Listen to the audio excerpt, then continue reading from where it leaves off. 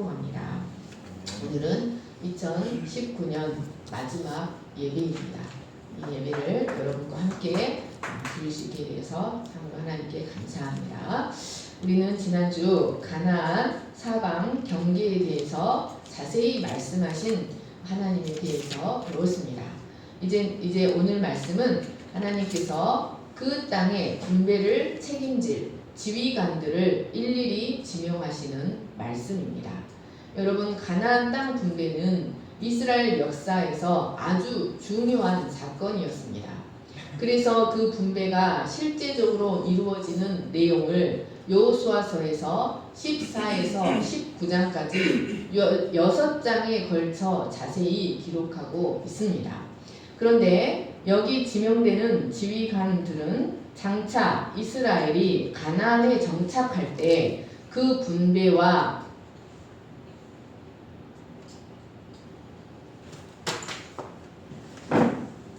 분배와 정착에 있어서 기초석과 같은 역할을 할 중요한 사람들이었습니다.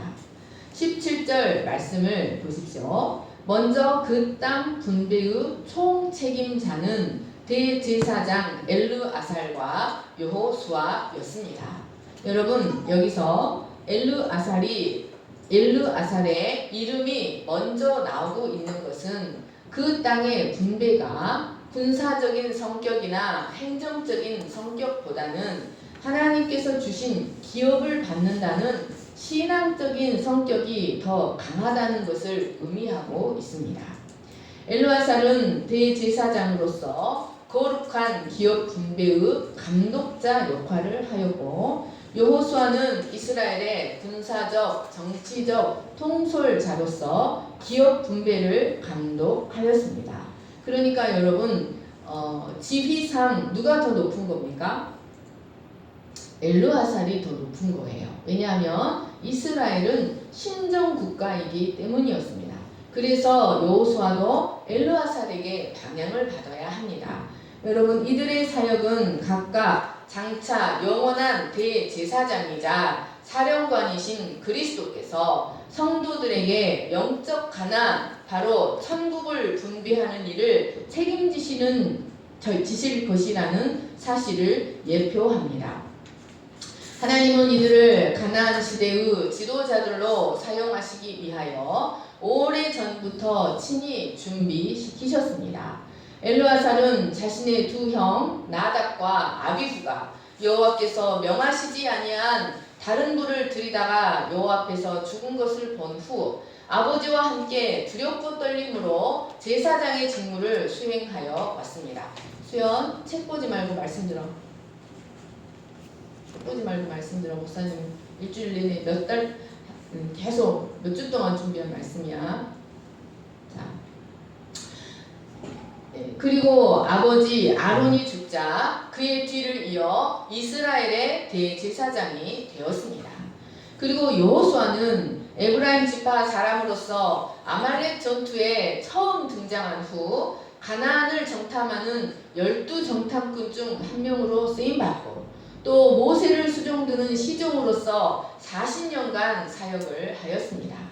그는 출애굽 세대로는 갈렙과 함께 유일하게 생존하며 모세의 후계자가 되어 이스라엘을 가나안으로 이끌고 들어갔습니다.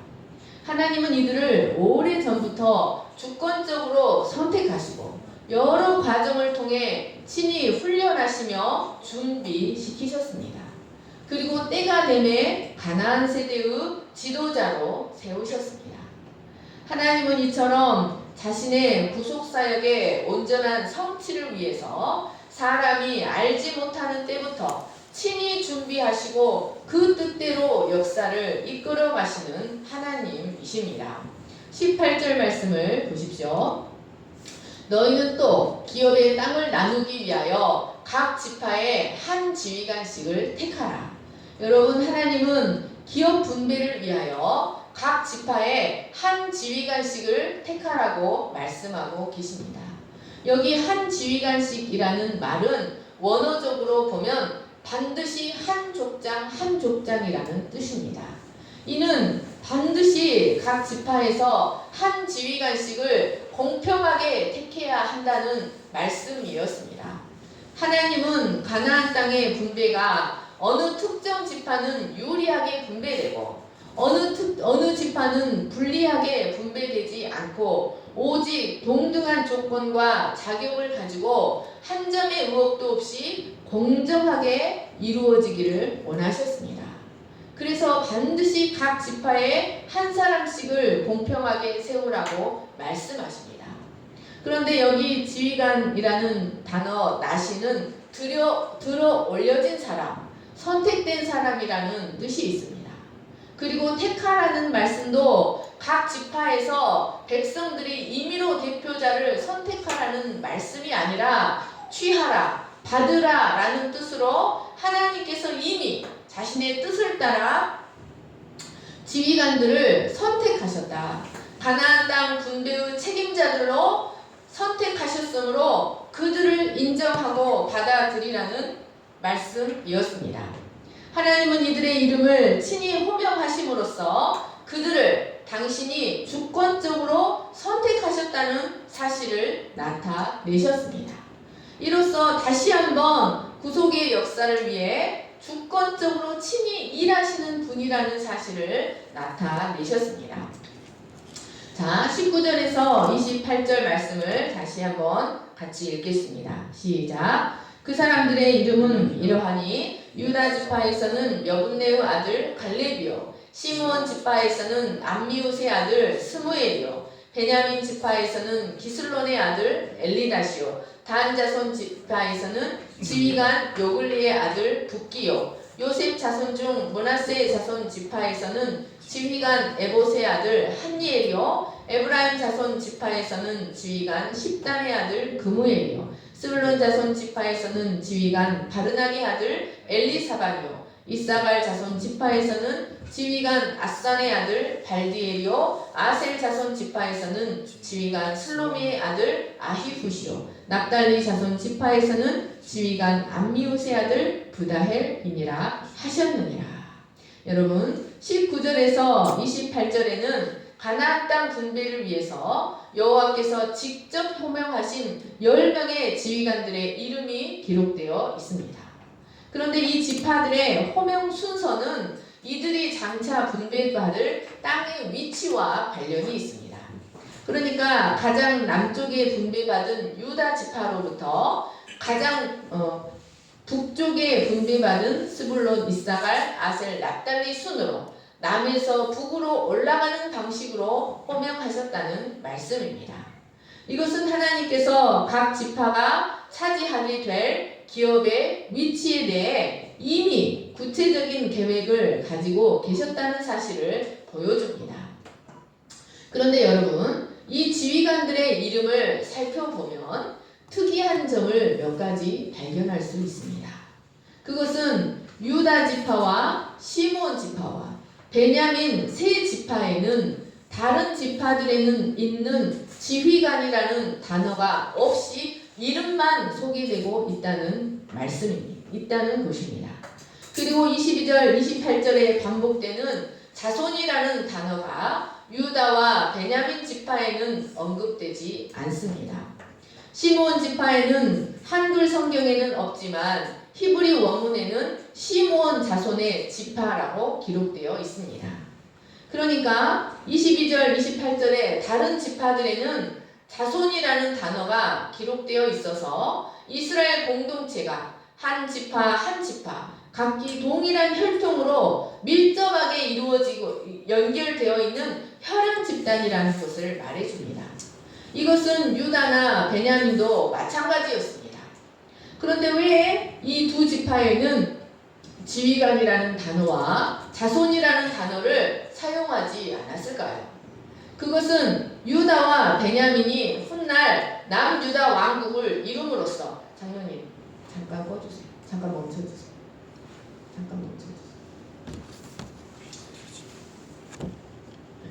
안 돼요? 예, 계속 하겠습니다. 예.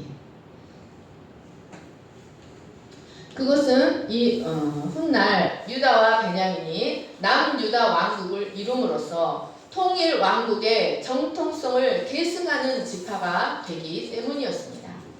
그러니까 가나안 정착 이후 두 지파가 기업으로 받은 예루살렘의 중앙 성소가 세워지게 됩니다. 시므온 지파는 그 수가 작아 유다 지파 안에서 기업을 얻었다가 나중에 유다 땅을 떠나 북쪽으로 간 후 흩어지고 맙니다. 그러니까 유다와 베냐민이 차지하는 땅은 훗날 하나님 나라의 정통성을 계승하는 남유다 왕국을 이루게 되는데, 그곳은 어느 인간이 지휘관이 아니라 성소를 중심으로 하나님께서 직접 통치하시는 곳이라는 사실을 암시합니다. 그곳의 지휘관은 어떤 특별한 사람이 아니라 하나님 자신입니다. 그래서 사람 지휘관의 명칭이 강조될 필요가 없었습니다. 그리고 어느 한 지파만을 강조하는 자손이라는 단어도 이 두 지파에게는 사용되지 않았습니다. 여러분, 또 엘르아살과 함께 가나안 땅을 분배할 각 지휘관들의 이름의 뜻을 한번 보시기 바랍니다. 표를 보여주세요. 너무 작네요. 여러분 한번 쭉 읽겠습니다. 유다, 시므온 순서로 읽겠습니다. 시작. 유다, 갈렙, 개, 침략자, 공격자. 시므온, 스무엘, 하나님께서 들으심. 베냐민, 엘리닷, 하나님께서 사랑하심. 단, 북기, 하나님께 인정받은 자. 므낫세, 한니엘, 하나님의 은혜. 에브라임, 그무엘, 하나님께서 기르신 자. 스불론, 엘리사밧, 하나님께서 보호하는 자.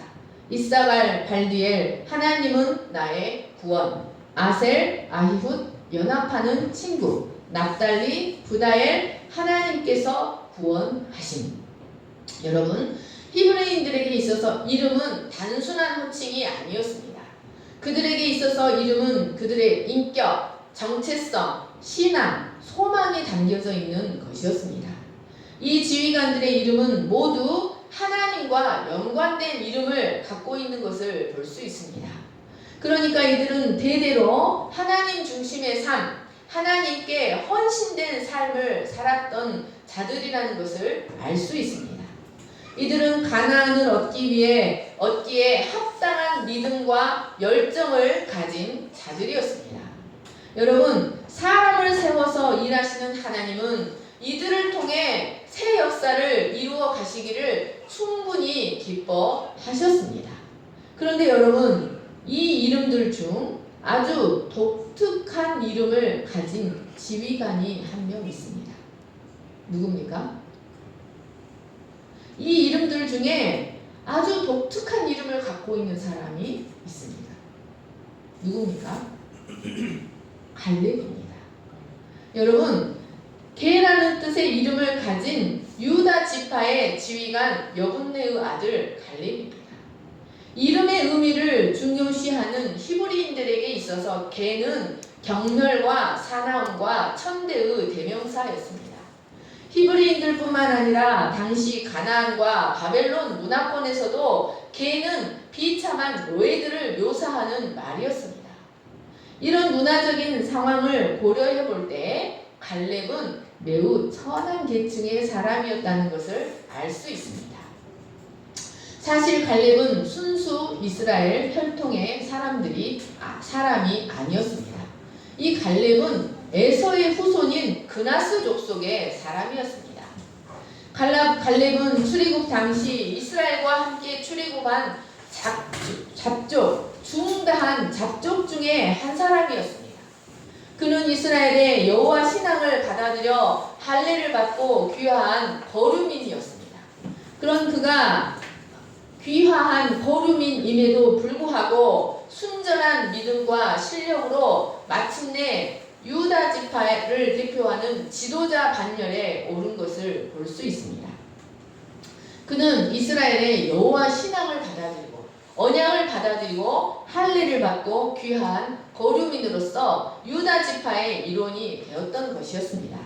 민수기 32장 12절을 같이 읽겠습니다. 시작. 그러나 그나스 사람 여분네의 아들 갈렙과 눈의 아들 여호수아는 여호와를 온전히 따랐느니라 하시고. 여러분, 갈렙은 가데스 바네아에서 12정탐꾼을 가나안에 파송하였을 때에도 여호수아와 함께 그 땅에 대하여 긍정적인 보고를 한 유일한 사람이었습니다. 그는 여호와의 언약에 대한 변치 않는 믿음으로 출애굽 1세대 중에서 여호수아와 더불어 유일하게 가나안에 들어가는 영광을 받은 이방인이었습니다. 그는 가나안 정복 시에도 85세의 노쇠한 나이에도 불구하고 하나님의 언약에 대한 믿음 때문에 가나안 족속 중 가장 기골이 장대한 아낙 자손들이 살고 있는 중요한 성지 헤브론 산지를 분배받아 그들을 몰아내고 거기 거하였습니다. 이는 당시 이스라엘 사회가 단지 혈연만을 중요시하는 폐쇄적인 사회가 아니라 신앙을 매개로 하는 언약 공동체요 개방적 공동체였다는 것을 보여줍니다. 여러분이 갈렙은 구약 때부터 이미 하나님의 백성은 육신의 혈통으로 결정되는 것이 아니라 오직 믿음으로 결정된다는 것을 보여주는 산 증인이었습니다. 갈라디아서 3장 7절 말씀을 보십시오. 그런즉 믿음으로 말미암은 자들은 아브라함의 자손인 줄 알지어다. 여러분, 하나님은 어떤 혈통을 따라 탄생했는지 중요하게 생각하지 않으십니다. 하나님은 얼마나 많이 배웠는지, 얼마나 많은 돈을 가졌는지 중요하게 생각하지 않으십니다. 하나님은 하나님 자신을 얼마나 신뢰하는지, 그분 앞에 얼마나 정직한지, 그리고 그분을 얼마나 온전히 따르시는지를 하나님은 살피십니다. 하나님은 이런 갈렙을 통해 비록 천한 집에 태어나서 자랑할 만한 것이 하나도 없을지라도 하나님을 향한 진실한 믿음만 있으면 축복받는다는 사실을 여실하게 보여주셨습니다. 여러분, 민수기에는 이스라엘 각 지파의 지도자들을 세운 명단이 3번이 등장합니다. 1장에 있는 12지파의 인구조사 지휘관 명단이 등장하고 13장에는 12지파의 정탐꾼의 명단이 등장하고 34장에는 약속의 땅을 분배할 2세대들의 지휘관들의 명단이 등장합니다. 자, 민수기 11장 한번 쭉 읽겠습니다. 시작. 이스라엘 중 20세 이상으로 싸움에 나갈 만한 모든 자를 너와 아론은 그 진영별로 계수하되 각 지파의 각 조상의 가문의 우두머리 한 사람씩을 너희와 함께 하게 하라. 너희와 함께 설 사람들의 이름은 이러하니 르우벤 지파에서는 수데울의 아들 엘리수리요, 시므온 지파에서는 수리사떼의 아들 슬로미엘이요, 유다 지파에서는 암미나답의 아들 나손이요, 납달리 지파에서는 에난의 아들 아히라임이라 하시니 모세와 아론이 지명된 이 사람들을 데리고 여호와께서 모세에게 명령하신 대로 그가 시내 광야에서 그들을 계수하였더라. 하나님께서 1세대에 이스라엘 군대를 계수할 지휘관들의 이름을 직접 명명하신 겁니다. 또 민수기 13장을 보십시오. 여호와께서 모세에게 말씀하여 이르시되 사람을 보내어 내가 이스라엘 자손에게 주는 가나안 땅을 정탐하게 하되 그들의 조상의 가문의 각 지파 중에서 지휘관 된 자 한 사람씩을 보내라. 모세가 여호와의 명령을 따라 바란 광야에서 그들을 보냈으니 그들은 다 이스라엘 자손에 수령된 사람이라. 그들의 이름은 이러하니라. 르우벤 지파에서는 사콜의 아들 삼모아요, 시므온 지파에서는 호리의 아들 사바시요. 이는 모세가 땅을 정탐하러 보낸 자들의 이름이라. 모세가 눈의 아들 호세아를 여호수아라 불렀더라. 여러분, 이처럼 민수기 안에는 각각 하나님께서 지명하여 세우신 명단 3개가 존재한다는 말씀입니다. 그런데 여러분, 이 3 명단들은 모두 이스라엘 광야 역사에서 각각 중요한 분기점을 나타내주는 지표가 되고 있습니다.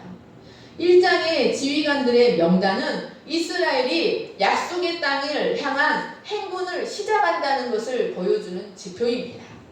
그리고 13장의 정탐꾼의 명단은 출애굽 세대의 결정적인 반응으로 인해 광야로 다시 들어가 죽음으로 내몰리게 되는 지점을 보여주는 지표입니다.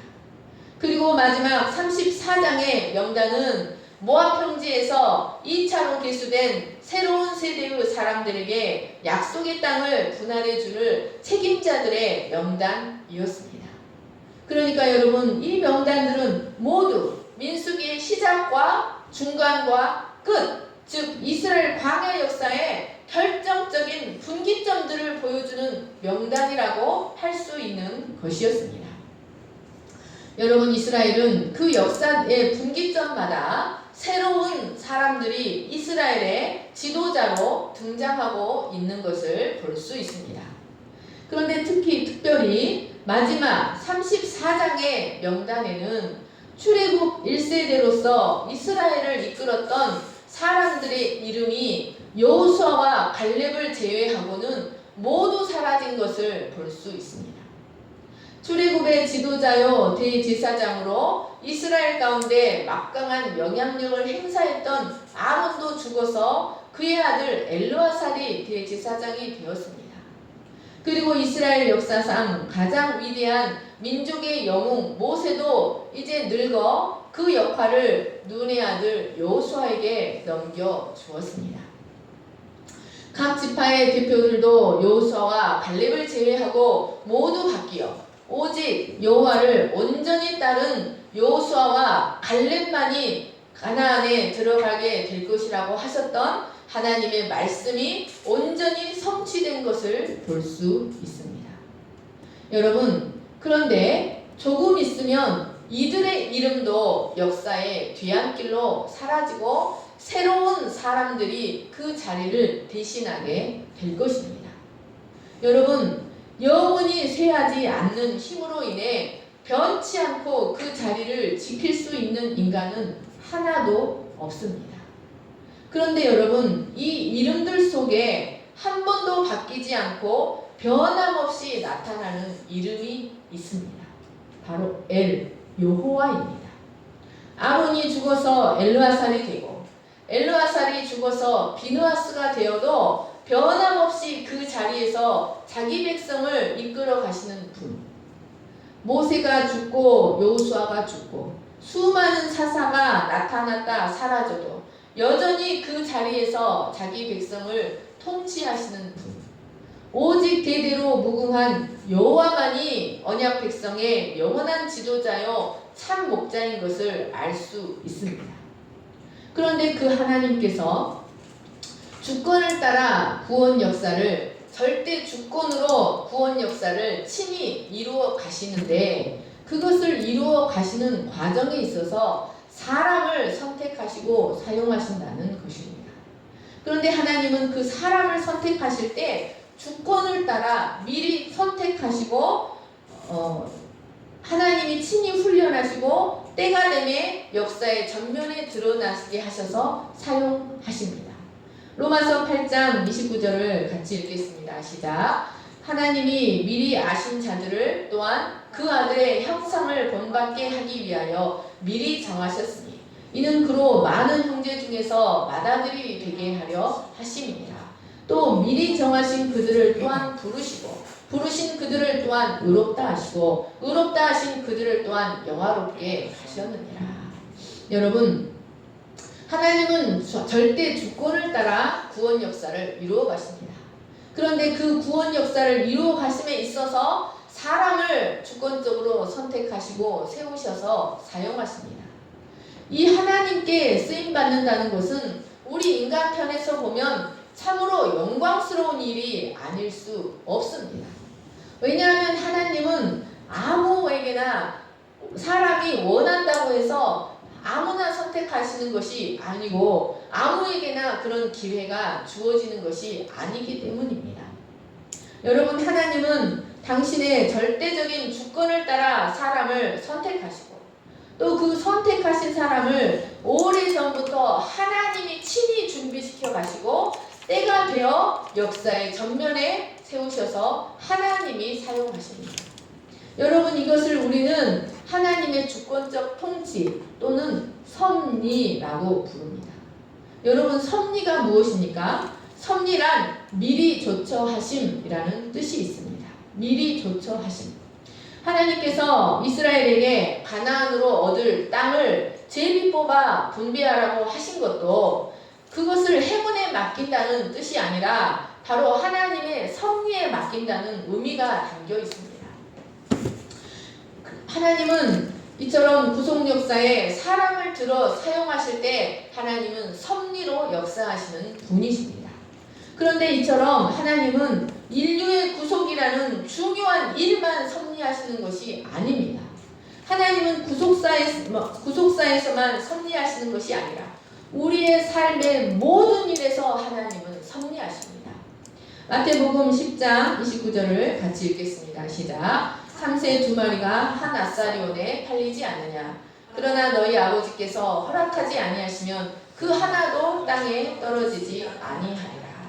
여러분, 예수님은 무엇이라고 말씀하셨습니까? 예수님은 하나님께서 인류의 구속이라는 중요한 구속사에만 섭리하시는 것이 아니라 미물인 참새 2마리가 한 아사리온에 팔리냐 안 팔리느냐까지도 하나님이 섭리하신다고 말씀하고 계십니다.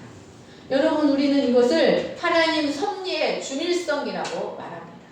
그러니까 하나님은 인간의 구원에 필요한 일뿐만 아니라 우리의 삶의 모든 것까지도 아주 세밀하게 친히 섭리하신다는 말씀입니다. 내가 어디서 살아야 할 것인가? 내가 누구랑 결혼할 것인가? 내가 심지어 오늘은 머리털이 몇 개가 빠지고 머리털이 몇 개가 나는 것까지 하나님은 섭리하십니다. 여러분, 우리가 이런 일들을 세밀하게 우리가 친히 계획하고 진행하고 실행할 수 있습니까? 여러분, 우리는 왜 속담에 한 치 앞도 모른다는 속담이 있겠습니까? 여러분, 우리는 우리 삶에 세밀한 것까지 다 우리 스스로가 섭리할 수 없습니다. 그러나 하나님은 당신의 구속사뿐만 아니라 우리의 세밀한 삶의 모든 것까지도 친히 섭리하십니다. 여러분, 우리는 그 하나님을 믿는 믿음으로 살아가는 사람들입니다. 여러분, 우리가 그것을 믿는다면 어떻게 살아야 하겠습니까? 우리의 삶의 모든 것을 하나님께 맡겨야 합니다. 우리의 계획을 하나님 앞에 내려놓고 그날 최선을 다하는 삶을 살아야 합니다. 그러면 하나님은 모든 것을 합력하여 선이 이루어지는 방향으로 우리의 인생을 섭리해 가십니다. 하나님의 이러한 섭리의 주권성과 중일성이 가나안 분배의 일을 책임질 각 지파의 지휘관들을 친히 예정하시고 선택하시고 준비하셔서 이제 때가 되매 세우셨으니 그들을 받으라고 말씀하십니다. 하나님은 그들을 사용하셔서 새로운 가나안 시대를 열어가고자 하셨습니다. 우리는 이런 하나님의 섭리의 특성이 절대적으로 선하시다는 것을 믿어야 합니다.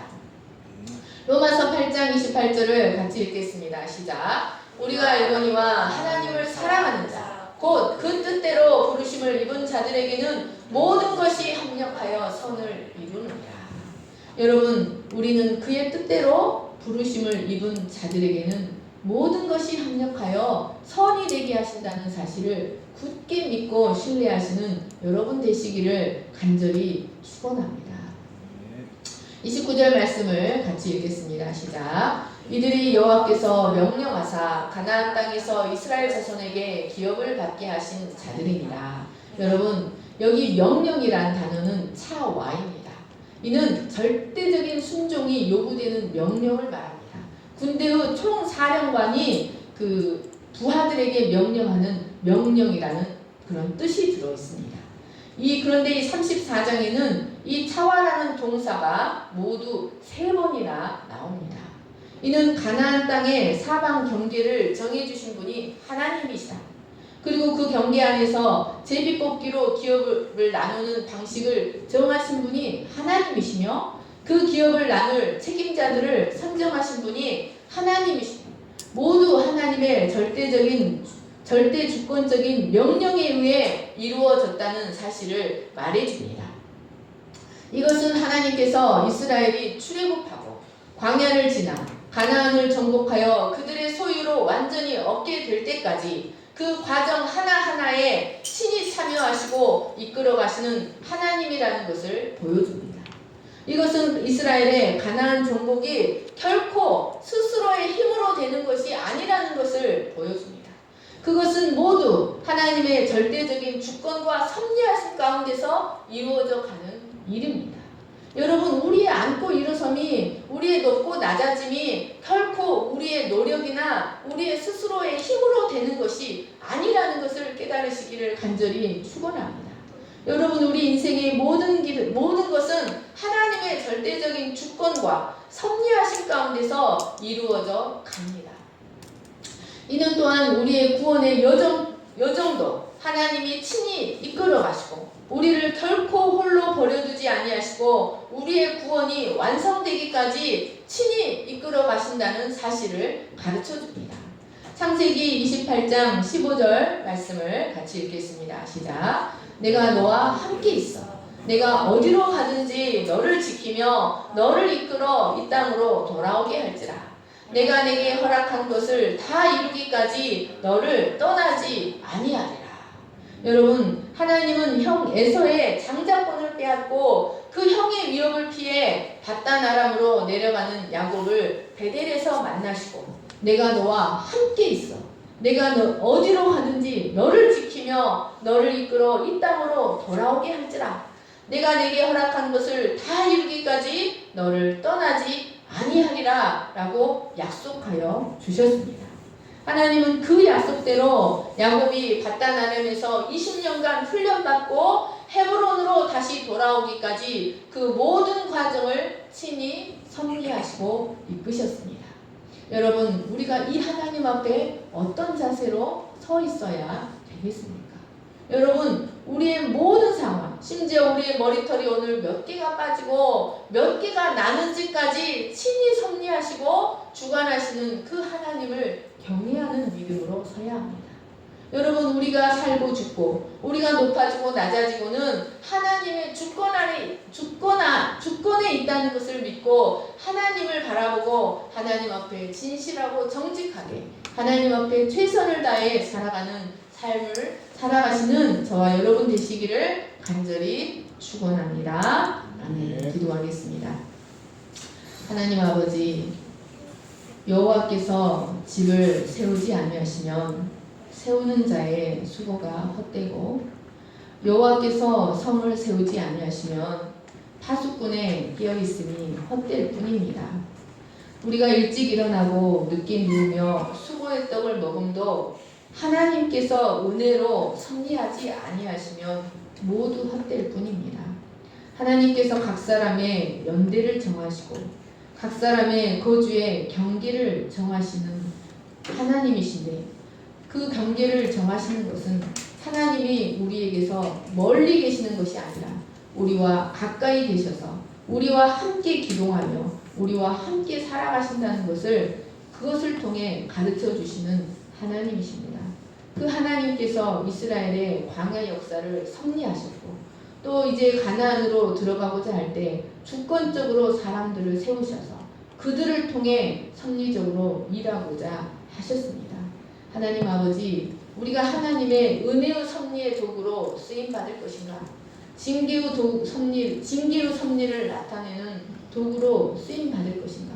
오늘날 하나님께서 우리 앞에 선과 악, 생명과 사망의 길을 펼쳐놓으셨으니 우리가 믿음으로 하나님을 경외하는 생명의 길을 선택하는 저희들이 되게 하여 주시기를 간절히 기도합니다.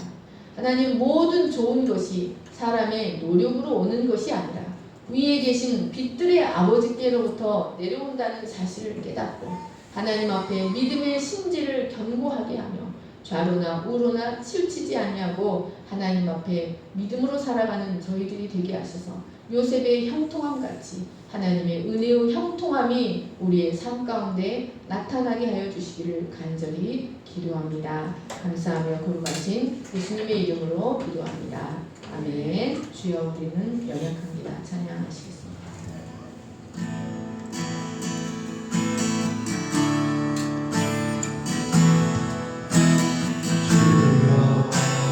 주여,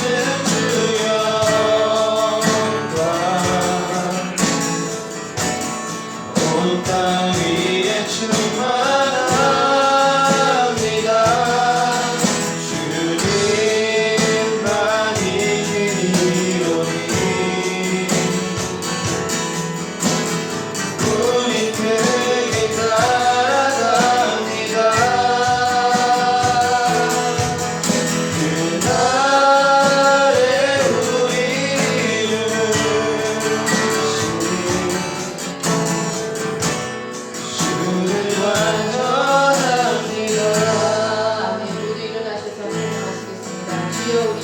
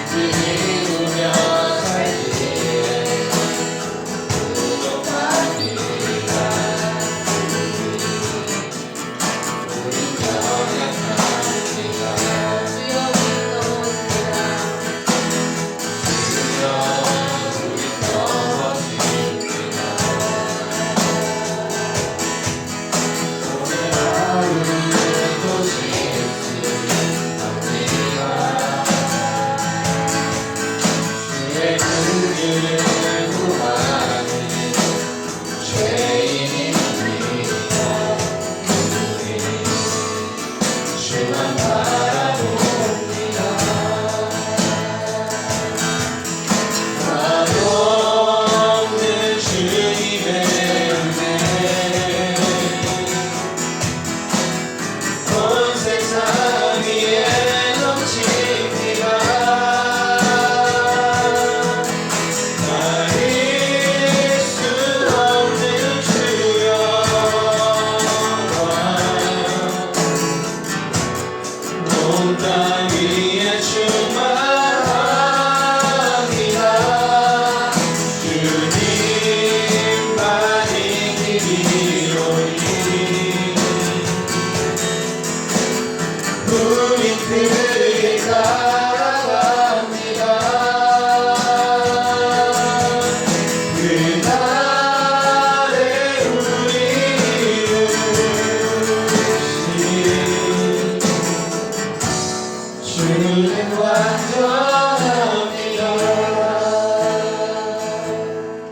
하나님 아버지,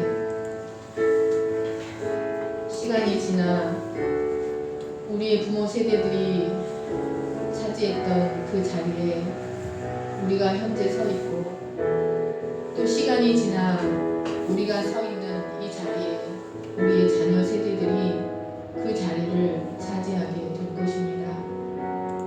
오직 하나님 여호와만 영존하셔서 대대로 무궁하도록 그 자리를 지키시며 하나님 되심을 나타내시고 자기 택한 백성을 통치하시며 그의 영광을 영원히 나타내실 것입니다. 하나님 아버지, 지나가고 지나가는 세대 속에서 우리가 어떤 모습으로 살아야 되겠습니까?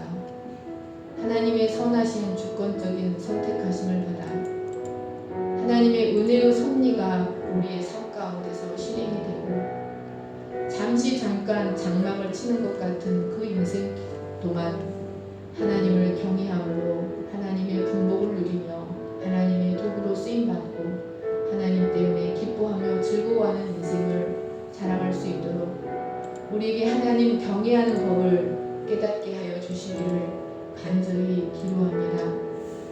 우리의 손과 발을 죄의 악에서 씻고 우리의 마음을 늘 주의 말씀으로 씻고, 모든 좋은 것이 우리 육체로 있는 기간 동안 그 호흡이 끊어지면 그 모든 구멍에서 분비물이 흘러나와 고기 덩어리, 육체 덩어리로 끝날 수밖에 없는 우리의 생명이 붙어있는 그 기간 동안 하나님이 주시는 모든 것들을, 하나님이 주신 분복들을 누리며 살아갈 수 있도록 하나님을 경외하게 하여 주시옵소서. 두렵고 떨림으로 여호와를 경외하는 것이 지식의 근본인 것을 깨닫게 하여 주시기를 간절히 기도합니다. 그리고 우리가 지켜야 할 것은 물질이 아니고, 우리가 지켜야 할 것은 명예도 아니고, 우리가 지켜야 할 것은 바로 그 정금 같은 믿음이라는 것을 깨닫고, 그 믿음을 지키기 위해 열심을 내고 부지런을 내어서 그 믿음을 자녀들에게 유산으로 물려줄 수 있는 믿음의 부모들이 되게 하시기를 간절히 기도합니다. 하나님 아버지, 여호와께서 집을 세우시지 아니하시면 세우는 자의 수고가 헛될 뿐입니다.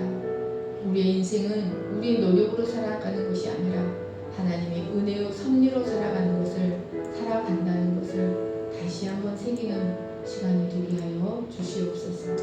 이제는 우리 주 예수 그리스도의 은혜와 하나님 아버지의 거룩하신 사랑과 성령의 감동과 교통하심이 하나님이 멀리 계시지 아니하시고 우리와 함께 숨을 쉬시며 우리와 함께 사시며 우리가 그를 힘입어 살아간다는 것을 깨닫고 하나님을 경외하기로 작정하는 모든 우리 위에 영원토록 함께 하시기를 간절히 축원하옵나이다. 아멘.